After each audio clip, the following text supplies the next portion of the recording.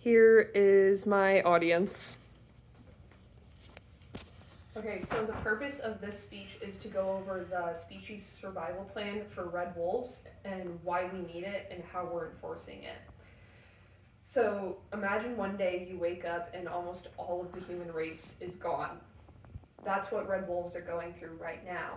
They were actually determined extinct back in the 70s, but we soon found out that wasn't the case.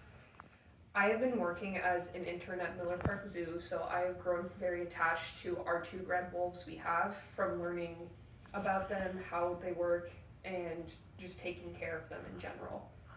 So the SSP was designed to help the species be repopulated and re-released into the wild, which is what I'm going to be going over with you, along with what initially started the endangerment and what red wolves are.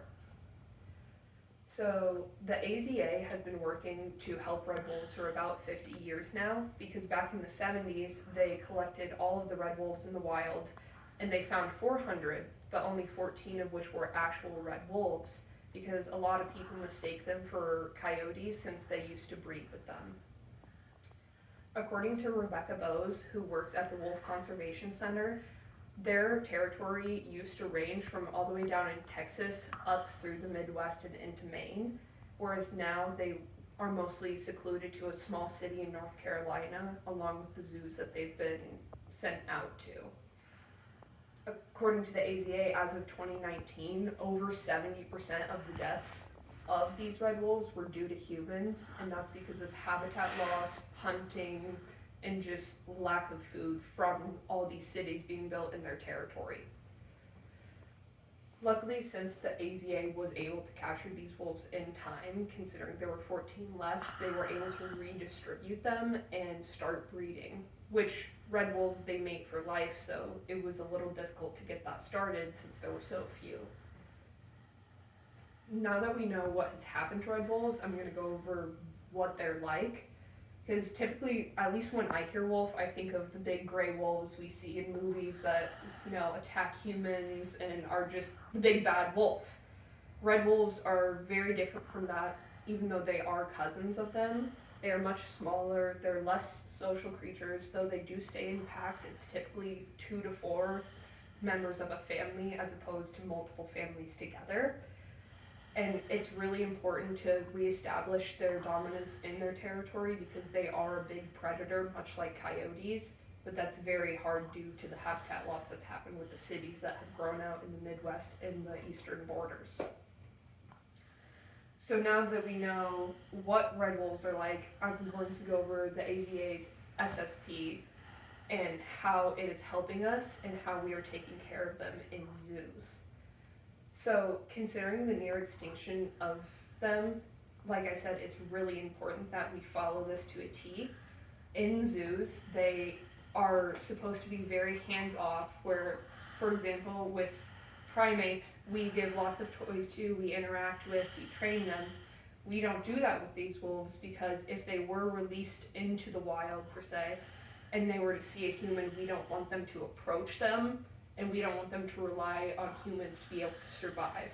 So we stick with giving them bones, antlers, fish, things like that. And we always treat our red wolves as though they will be released, but sadly that is not the case.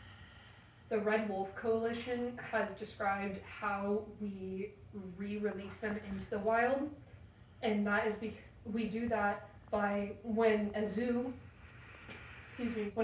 has a litter of pups, we look out into the wild because we keep tabs on all the wild wolves that we have left. And if there's a wild pup group, we integrate them in and the mother will raise them as her own, or as opposed to if they're adults, which they leave their parents around 2 years old, they won't be accepted into a pack and they won't have family to live with and to learn how to take care of themselves. Their ability to survive in a pack is what keeps them alive. Even though I did mention they're much smaller packs, they learn everything from their parents. They learn how to hunt, they learn how to find shelter, and despite the fact that habitat loss is the main reason they're going extinct, according to Megan Lind in National Geographic, another big issue, even though it's illegal still today, is that they're being hunted like coyotes and other creatures for sport. So to conclude, we went over what the SSP is, the Species Survival Program, and why we need to reinforce it to repopulate the species since they are close to endangerment.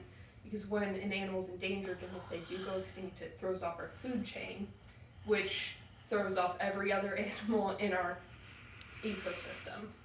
So back in the 70s, they started going extinct due to habitat loss, but we have maintained their species in zoos, luckily, and the numbers are going up very slowly. There are hundreds of species that none of us have ever seen, and I very much hope red wolves never become part of that group, and I hope this SSP is able to help us continue to raise awareness of what it's like for these types of creatures to go extinct and why we don't want it.